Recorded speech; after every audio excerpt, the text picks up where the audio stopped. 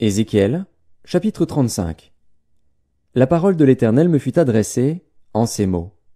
Fils de l'homme, tourne ta face vers la montagne de Séhir, et prophétise contre elle. Tu lui diras, ainsi parle le Seigneur, l'Éternel. Voici, j'en veux à toi, montagne de Séhir. J'étends ma main sur toi, et je fais de toi une solitude et un désert. Je mettrai tes villes en ruine, tu deviendras une solitude, et tu sauras que je suis l'Éternel. Parce que tu avais une haine éternelle, parce que tu as précipité par le glaive les enfants d'Israël, au jour de leur détresse, au temps où l'iniquité était à son terme, je suis vivant, dit le Seigneur, l'Éternel, je te mettrai à sang, et le sang te poursuivra.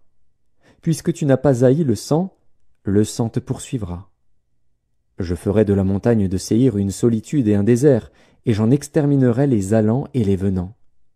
Je remplirai de mort ces montagnes, sur tes collines, dans tes vallées, dans tous tes ravins, tomberont ceux qui seront frappés par l'épée.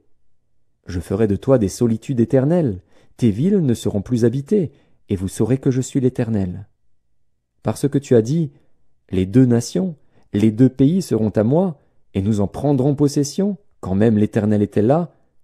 Je suis vivant, dit le Seigneur, l'Éternel, j'agirai avec la colère et la fureur que tu as montrées, dans ta haine contre eux. Et je me ferai connaître au milieu d'eux, quand je te jugerai.